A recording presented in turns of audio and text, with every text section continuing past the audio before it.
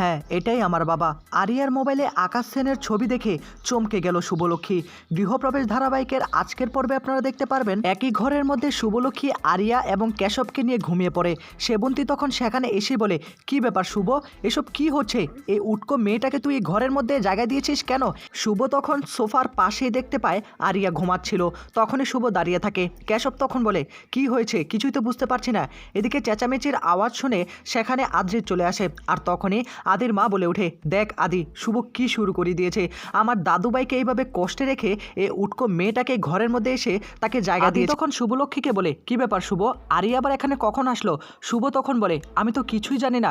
এদিকে চেঁচামেচির আওয়াজ শুনে আরিয়ার ঘুম ভেঙে যায়। আরিয়া তখন বলে, ও নো, আমি ঘুমাচ্ছিলাম, কেন তোমরা শুধু শুধু ডাকাডাকি করছো? এদিকে শুভ বারবার আরিয়ার দিকে তাকিয়ে থাকে। ঠিক সেই মুহূর্তে মোহনা চলে আসে। মোহনা এসে তখন আরিয়ারকে ঘুম ভাঙিয়ে তাকে ডেকে তোলে এবং বলে, তুমি তুমি এই বাড়িতে কিভাবে প্রবেশ করলে? তোমাকে তো বলা হলো তুমি এই ঘরে প্রবেশ করবে না, লুকিয়ে লুকিয়ে কেন এই ঘরে আসার চেষ্টা করছো? শুভলক্ষ্মীকে বলে, তুমি কি কিছুই জানো না? এদিকে শুভ তখন বলে, না আমি কিছুই জানি না, শ্রীর কথা মনে পড়ছিল, আমি এই ঘরে এসে গান গাচ্ছিলাম। তখনই কেশব বলে, মায়ের গানের আওয়াজ শুনে আমি এখানে এসে ঘুমিয়ে পড়েছি। কখন যে ঘুমিয়ে পড়েছি আমি সেটা নিজেও জানি না। আরিয়া কখন এই ঘরে আসলো সেটাও আমি জানি না, আমি কিচ্ছু বলতে পারবো না। এদিকে সাজ তখন আরিয়ার কাছে এসে বলে, তোকে এত করে বারণ করা হলো, তুই আমাদের বাড়িতে আসবি না, তুই কি আমাদের বাড়িতে পার্মানেন্টভাবে থেকে যাওয়ার কোনো প্ল্যান করছিস নাকি? আরিয়া তখন বলে, সেটা আর কোনো কথা আমি সহ্য করব না, এক্ষুনি আমি এখান থেকে চলে যাচ্ছি। আমি এই ঘরে কি করে আসলাম সেটা এখন আমি কাউকে বলতে পারবো না। আরিয়া তখন রেগে সেখান থেকে চলে যায়। এদিকে তখনই আবার সেবন্তী শুভলক্ষ্মীকে বলে ওঠে, দেখ শুভ, আমার নাতির যদি কোনো কষ্ট হয় সেটা কিন্তু আমি কোনোভাবেই মেনে নেব না।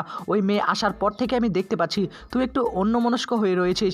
এদিকে আরিয়া বলে, আমাকে আমাকে এইভাবে অপমান করছে, তারপর আমি কেন এই বাড়িতে আসি সেটাই বুঝতে পারছি না। আরিয়া তখন সিঁড়ি দিয়ে নামতে নামতে হঠাৎ করে হুচুট খেয়ে পড়ে যায়। আর তখনই আরিয়া চিৎকার করে ওঠে, তার পাটা পুরো মুচকেই যায়। এদিকে সকলে আওয়াজ শুনে নিচে চলে আসে। আর তখনই শুভলক্ষ্মী মোহনা মিলে একজন ডক্টরকে তাড়াতাড়ি ফোন করে দেয়। ডক্টর সেখানে চলে আসে।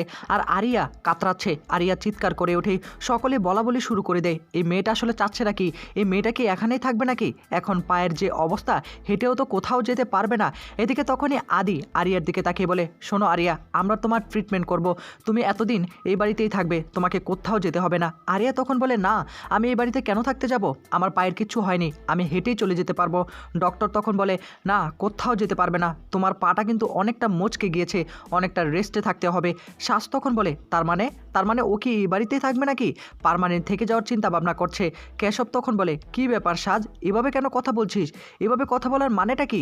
ও হলো বাড়ির মেহমান, এভাবে কথা বলতে নেই। সাজের কথা শুনে আরিয়া তখন বলে, আমি এখানে এক মুহূর্তও থাকবো না, আমি এক্ষুনি এখান থেকে চলে যাবো। শুভ তখন বলে, দেখো আরিয়া, তুমি উটকো একটা মেয়ে ঠিক আছে, কিন্তু এভাবে তুমি আমাদের বাড়ি থেকে যেতে পারবে না, তুমি হেঁটেই তো যেতে পারবে না। তার মানে কি তোমাকে এখানেই থাকতে হবে, গেস্ট রুমে তুমি থাকবে, এই বাড়িতেই থাকবে। এদিকে আরিয়া তখন বলে, না মামুনি, যে দিনের পর দিন তোমাকে এভাবে অপমান করেছে তাকে তুমি এই বাড়িতে জায়গা দিবে? প্রশ্নই আসে না।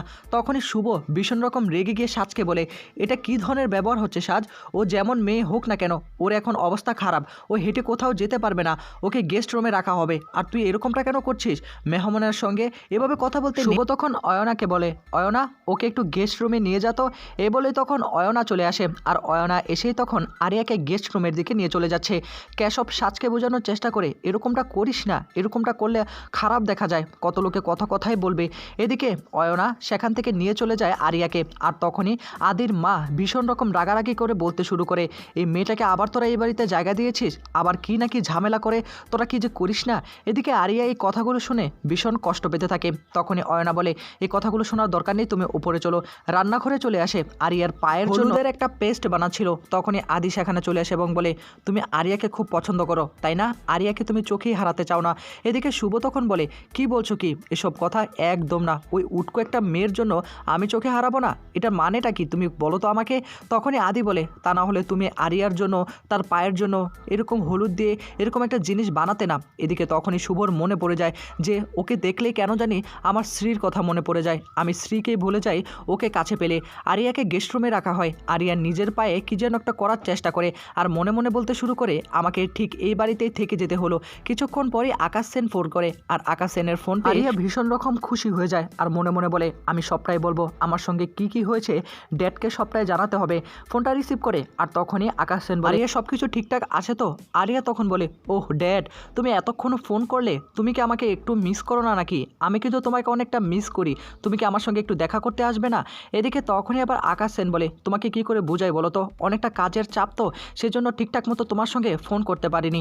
আর যাই হোক, আমি কিছুদিনের মধ্যে কলকাতা আসবো। আরিয়া তখন বলে, কলকাতা আসবে? আরিয়া মনে মনে বলে, এখন এই ঝামেলার কথাগুলো এখন বাবাকে বলা যাবে না। সেই মুহূর্তেই সেখানে মোহনা চলে আসে। মোহনা এসে আওয়াজ শুনতে পায় আর তখনই মনে মনে বলে, এটা তো আমার দাদার গলা, আমার কেন জানি মনে হচ্ছে।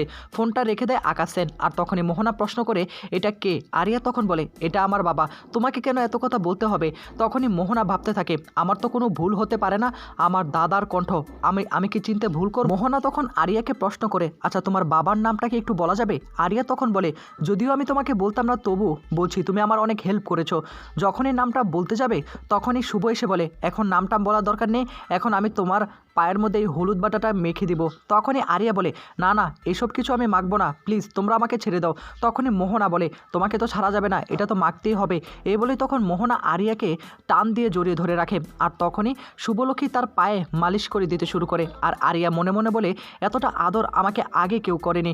আগামী পর্বে আপনারা দেখতে পারবেন যে আরিয়া তার বন্ধুবান্ধবদেরকে ফোন করে সকলে বাড়িতে এসে ড্রিঙ্কস করতে শুরু করে। অন্যদিকে দেখা যাবে শুভলক্ষ্মী ঘরে এসে ল্যাপটপে আরিয়ার সম্পর্কে সমস্ত তথ্য বের করার চেষ্টা করে। এক পর্যায়ে দেখা যাবে আরিয়ার সঙ্গে আকাশ সেনের একটা ছবি দেখতে পায় আর সমস্তটাই জানতে পারে শুভলক্ষ্মী।